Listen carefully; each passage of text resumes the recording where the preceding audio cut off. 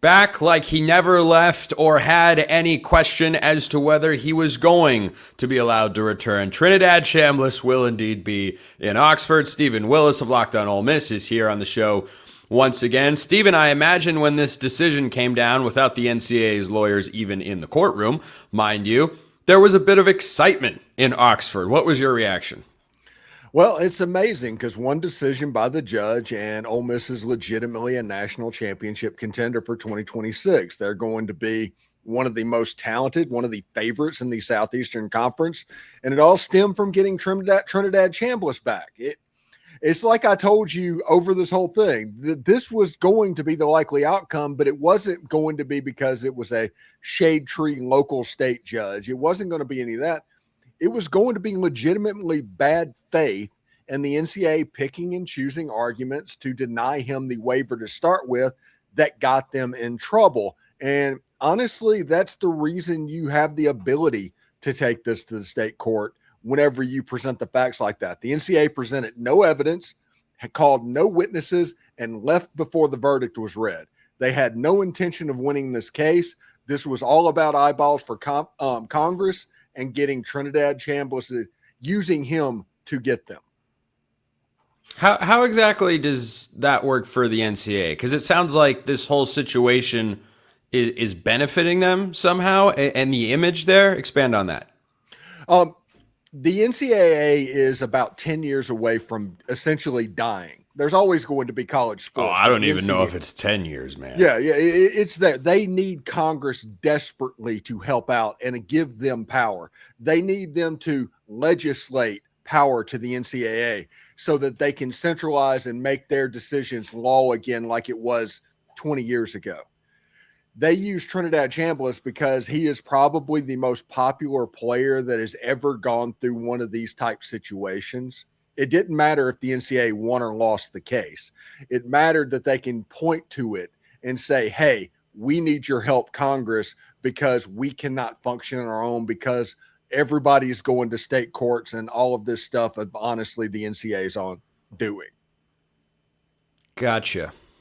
Okay. That makes some sense. Now, I want to just preface this for the Ole Miss fans out there by saying I'm not coming on here as a hater of the Rebels.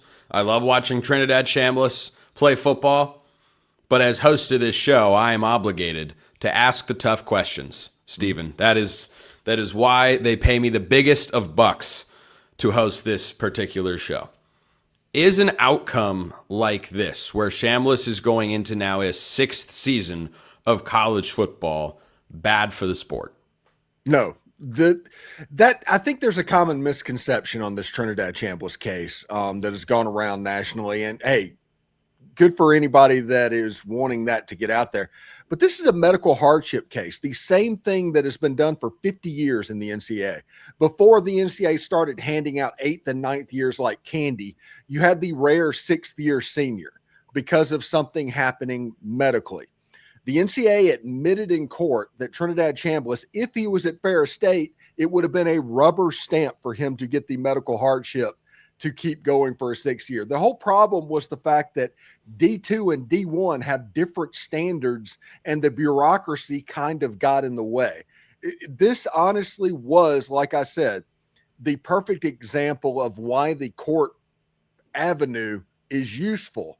Because if you look at the letter of the law, what's going on, he would have been eligible in D2. He wouldn't have been eligible in D1. And the question becomes why? That is what this is for. It's a good answer. What about, let me just throw this out there again, because I've discussed this before, and I think there is some real validity to it. The NCAA has suggested that guys getting extra years of eligibility and getting approved for 6th, 7th, 8th. There's a 9th year guy at Montana going into this year, and that was based on medical red shirts. By the way, Cam McCormick was at Oregon forever, then Miami. I think he had 8 or 9 years of college football in there. The point that gets made by the NCAA, which I don't think always makes the best arguments, is you're robbing younger classes, younger players, college athletes of the opportunity to play when they would otherwise see the field. I think the idea of a blanket 5 years of eligibility for everybody, regardless of injuries, I know there's a downside to it, but I also can't sit here and say there's not a downside or that it's not a negative thing for the sport that guys can play 7th, 8th, and 9th years, and then they're 24, 25 years old going against an 18-year-old kid. Like, I don't think that's a great thing for the sport either. Would you be in support of that notion of putting out just 5 years of eligibility for everyone? And regardless of injuries, yep, you might have to learn a tough life lesson in there somewhere along the way. But I think there's a win-lose in both of those outcomes. Because right now we've got the old guys playing all the time and getting this eligibility. And then in the other scenario, you'd have, well, a guy lost, a potential opportunity to play because of an injury. What do you think about that idea? If it was 5 years and it was equitable, just spread across everybody in college football, everybody. I would have no problem with it whatsoever. 5 years to play 5, do that, yes, 100%. The problem is, Spencer, with the NCAA, they don't really do equitable. They treat Michigan and Ohio State and Alabama, those guys differently than they treat Arkansas and Ole Miss and Northwestern. That's the way they have been for 50 years. You have the old Jerry Tarkanian joke that Kentucky basketball ticked the NCAA off so much that they put Cleveland State on 3 years more probation.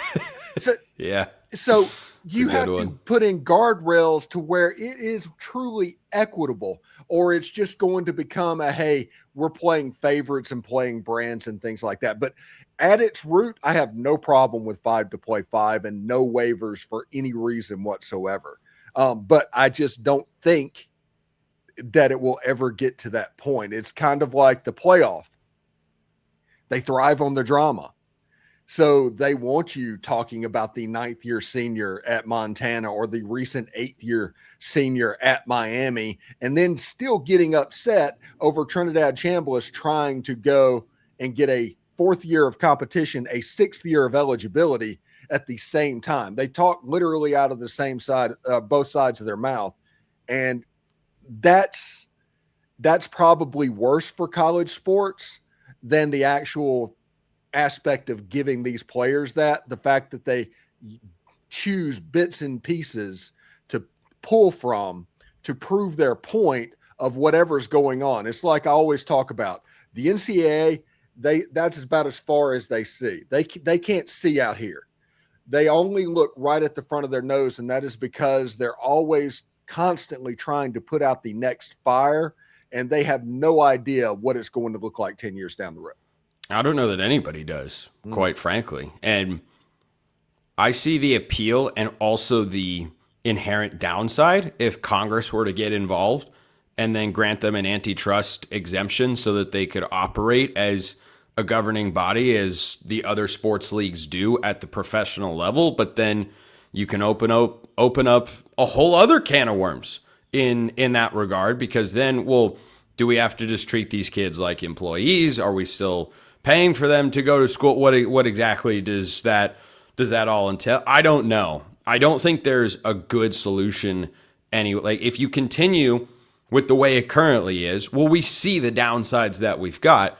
If you go down a different path, because we haven't seen and no one's driven down that road before, we don't know what kind of treacherous obstacles are going to be there, right? I think it's kind of a lose-lose for college sports, and we're all just sitting here hoping that it works out somehow. Well, you're sitting here hoping that it works out somehow for your team.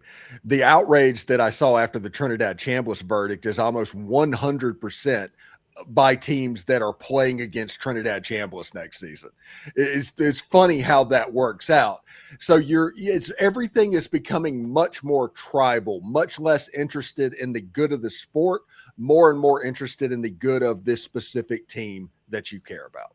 Well, notably, college sports have never been tribal before, so that would be a brand new phenomenon in this wonderful web that we've got. Steven Willis, Locked On Ole Miss, great as always. North Carolina, look, listen to this. It's the middle of February, and you're not going to believe what I'm about to say, because they added a transfer. The portal never sleeps.